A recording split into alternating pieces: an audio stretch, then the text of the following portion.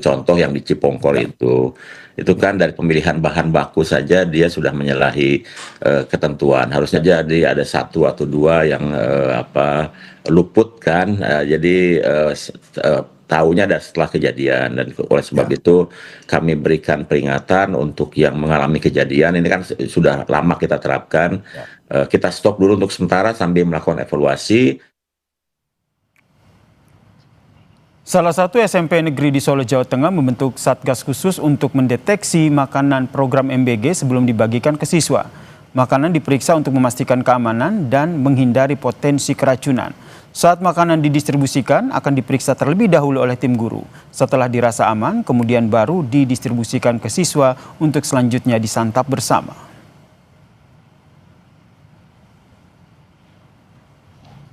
Makanan datang dari SPPG yang kami lakukan adalah memerintahkan untuk petugas seperti biasa memeriksa makanan yang datang dengan dilihat dari aromanya, kemudian rasanya.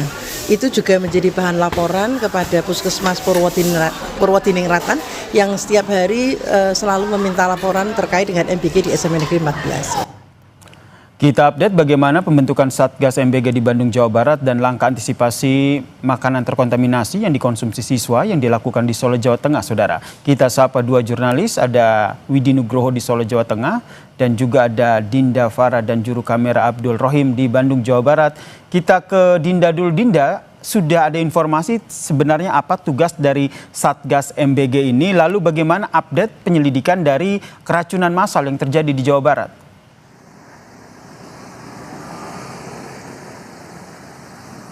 Baik, saat ini betul sekali kalau diadakannya Satgas penanganan untuk kasus keracunan MBG yang dimana update di Kabupaten Bandung Barat saat ini masih ada sekitar 11 korban siswa yang mengalami keracunan di RSUD Cililin yang dimana saat ini sudah berangsur membaik.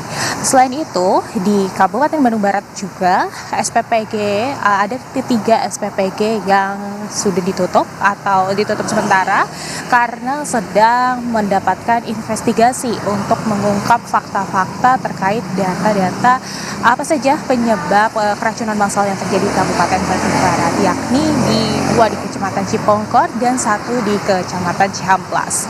Satgas ini dibentuk secara terpadu oleh Pemda, Polres dan juga Dinas Kesehatan untuk penanganan kasus keracunan makanan bergizi gratis di Kabupaten Bandung Barat.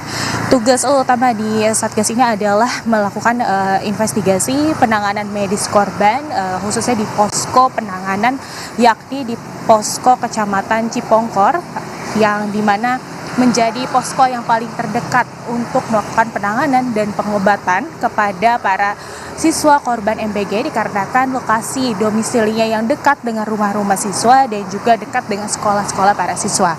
Begitu.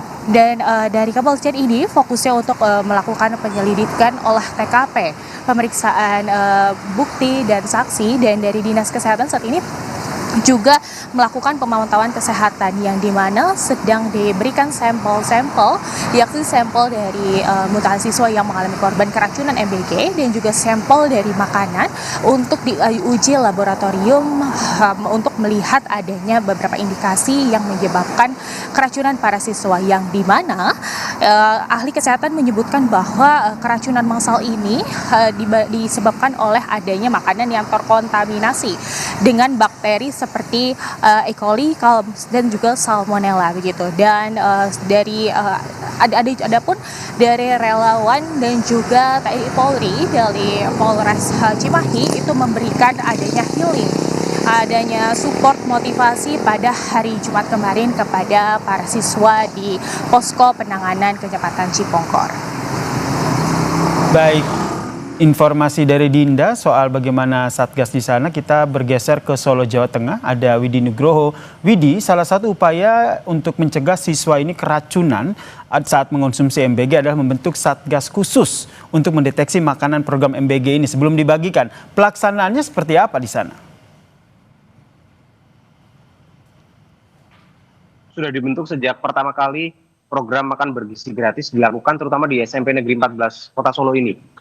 pihak sekolah berinisiatif untuk membentuk tim yang terdiri dari guru penanggung jawab UKS atau unit kesehatan sekolah yang nantinya akan memeriksa makanan bergizi gratis yang datang dari SPPG sebelum disajikan kepada siswa, diperiksa dulu oleh para guru, diperiksa kelayakannya mulai dari bau hingga bentuk dan rasa. Apabila tidak ditemukan keanehan ataupun kecurigaan yang bisa menyebabkan keracunan, maka makanan ini akan langsung didistribusikan kepada para siswa untuk kemudian disantap bersama-sama. Dan sejauh ini memang belum pernah ada temuan atau ada indikasi bahwa makanan ini tidak layak untuk dimakan. Sejauh ini semuanya aman dan para siswa pun tidak ada keluhan, artinya makanan yang disajikan dari SPPG memang benar-benar aman dan sudah diperiksa oleh para guru. Dan ini tidak hanya sekedar pemeriksaan saja, karena para guru setelah melakukan pemeriksaan kemudian mengisi form elektronik yang nantinya akan diunggah ke puskesmas setempat, di mana itu akan dijadikan untuk laporan dari puskesmas ke Dinas Kesehatan dan juga tim pengawasan dari Kota Surakarta bahwa ini makanan yang disajikan dalam program MBG, terutama di wilayah-wilayah yang sudah mendapatkan jatah MBG dan juga memiliki SPPG, semuanya dijamin aman, ada laporan tertulis dan juga bukti-bukti seperti foto dan sampel-sampel makanan yang diperiksa oleh tim Satgas Preventif. Ini nantinya akan menjadi ujung tombak, artinya memang ini sudah dibentuk lama, tapi kita melihat relevansinya saat ini di mana keracunan kasusnya terjadi di beberapa daerah, maka Satgas ini sangat penting untuk mencegah adanya makanan yang tidak layak disajikan pada siswa dan pada akhirnya berujung pada keracunan. Dan nantinya Satgas ataupun tim dari sekolah ini juga akan di-backup dari dinas-dinas terkait yang memiliki mobil laboratorium keliling yang akan melakukan uji sampel makanan yang disajikan kepada para siswa. Yasir. Baik, terima kasih atas informasinya Widi Nugroho dari Solo, Jawa Tengah, dan sebelumnya ada Dinda Fajar dari Bandung, Jawa Barat.